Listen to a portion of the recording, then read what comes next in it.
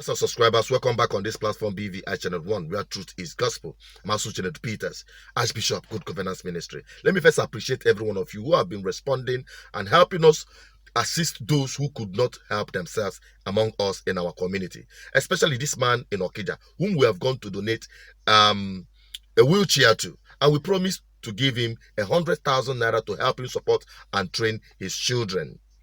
Now, some people have responded to that, while we are still looking forward to you to help us achieve this honorable service to God through our service to humanity. You are still using the account on the screen. You can donate or make your donation through this account on the screen. And you can, as well, for further information, call on phone 0810-4545-533 or 0810-420-7522. We depend and count on you for us to help make our society a better place.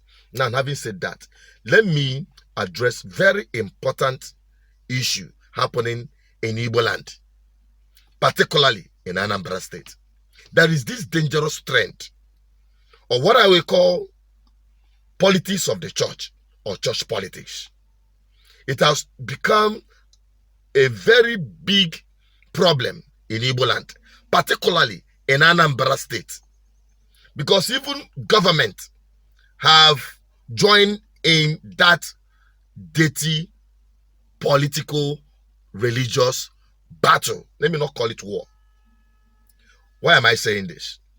Some of you have heard in the past, or some of you have also been victims or had, an entanglement with what I'm saying today.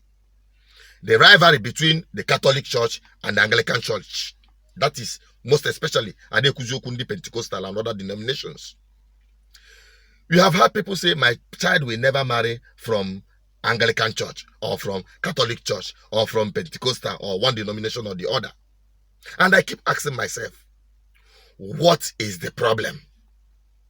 Obuskofu chukwa ka ani na-efe.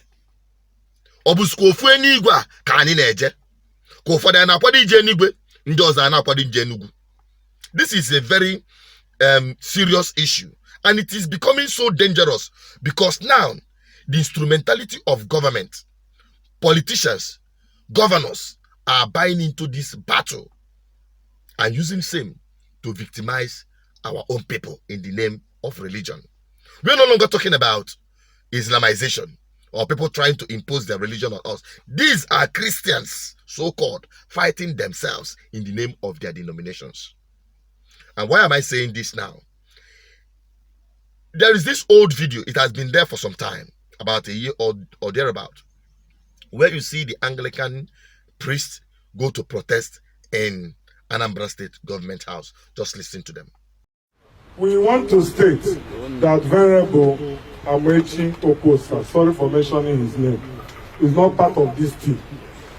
He is a staff of the governor, so whatever he tells you is representing the interest of the governor and his personal opinion. Yes. When we talk about marginalization, you see it well demonstrated that the clergymen of diocese on the Niger have been here for more than 3 hours to see the governor, and they locked the number 10 gate against, and we see people entering the government house and coming out, that they could not give respect to the clergymen and kept clergymen of this status outside the gate, not even second gate, not even the last gate, express. That is where they kept the clergymen that are not with arms, that say we want to see our governor. So there is no hall in the government house. There is no canopy in the government house. There is no place where they can ask us to come and sit down and know why we are here. And for 3 hours or more, 4 hours now, they did not deem it fit and kept us under the sun. Because, and well, you see, it's just for you to see the level of marginalization that is taking place in Anambra State. Look at the things we are presenting. Bishop Prada Memorial Primary School belongs to the Anglican Church. That the governor must stop disrupting our church services. Talks. We are there for up to 2 Sundays, beating our members. Talks, not even talks. How will government use talks against the people of his state? Religious politics. You sign something, you receive a form to sign in Anambra State, and they will request you to note your denomination before they will give you job. It's not pro-government property. Bishop Prada is not government property. They should stop marginalization. But there is no problem. Since we are not worthy to see the governor, we are waiting. We will wait. Let it be on record that we waited till the end of the day. If he doesn't have time today, let him. Tomorrow is another day. We don't know what will happen. We don't know. And let them know that tomorrow is prayer rally. We don't know what will happen. But let them know that it is better for them to open the gate, allow us in, give us seat, and listen to us. But if he has closed the gate and continue, no problem, we will wait. And God will go and speak for us. Amen. You see these issues that have been highlighted. This is what is happening in Anambra State and perhaps other states in the southeast, where somebody will have to fill in your denomination in order to get either employed or appointed or this or that. I have sat with senior public servants in the state who have complained about this. And today, we now have the politics of the Anglican and the politics of the Catholic Church. And some people, mischievous elements, are now cropping some of these old pictures, bringing it to surface, using it same to play the politics for Anambra State election come November 2021. And that is where I have a problem. That is where I have a problem. They talked about mission schools. These mission schools were established by missionaries, churches, until government took over these mission schools and called it public schools. During the time of P2B handed over these schools back to the church. Again. Just like you had them talk about Bishop Crowder and the rest of them. Now, I'm not here to make a defense for the Anglican Church, because if they been a ball again, that is just the truth. And it is unhealthy for the people. Just as much as many young prospective relationships have been destroyed. Many families have been at the throat of each other because of this very thing between Catholic and Anglican and other denominations. And now they bruise by a government. Your child may not have admission because he's an Anglican, or because he's a Catholic, or because he's a Pentecostal. You will not get employed. People are no longer basing some of these things on qualification and somebody that can do and deliver the job.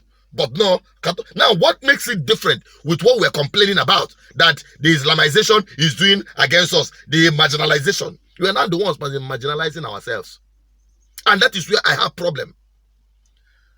And the worst of this is government getting involved in that dirty fight. I don't want to know your denomination, but this got to stop. This got to stop. Some of us, Buddhist in Nishi. Some of you watching, Buddhist in Nishi.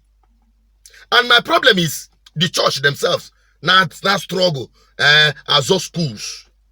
Most of these public schools, the government handed over to you. Go and compare it with your own private schools. You know, church has their private school. All these churches, most of them have their private school. I'm not going to mention churches, but all of them, go to all of them, they have their own private schools. And also the school, the government handed over back to them. At the time the missionaries established these schools, they were a standard. These schools trained most of them Most of these people that call themselves politicians, free of charge. Free of, your parents do not have to break bank. And they were standard because there was no need for private schools. It is because of the failure of government in managing these mission schools now turned into public schools, which the government have handed over back to the churches. Now I ask you, the church leaders, why is it that since this church have been handed over to you for so many years now, more than 8 years or about 8 years, have you been able to raise the standard of education in those public schools, in those mission schools, to the level of your private school? How much is being paid in your private school compared to what is being paid in these public schools? Now, the question I want to ask you now. If you doubt me, go around all this cathedral. You will see their mission schools around them in close proximity. Go and take a look at them and compare it with their own private school, which they are, the fees there, you go break back before you go there because they set a very high standard at a very high cost. Then neglecting the public school, which the church itself established for the purpose of educating our young people and equipping them with what it takes to be a modern citizens. You see, that is why things are falling apart. And that is my problem. And that is why government should regulate and set standard and not allow themselves caught up with this mess of church politicking. It will not take us anywhere. Share this video if you like, because this truth coming from this place is becoming so hot that many people don't like it. But I will continue bringing it to you because that is my commitment on this platform. Don't forget our appeal. Please reach out. Let us help those who cannot help themselves among us and give them a brighter future. Bye-bye. Subscribe, like, and share. I'm signing out. Have a wonderful Sunday.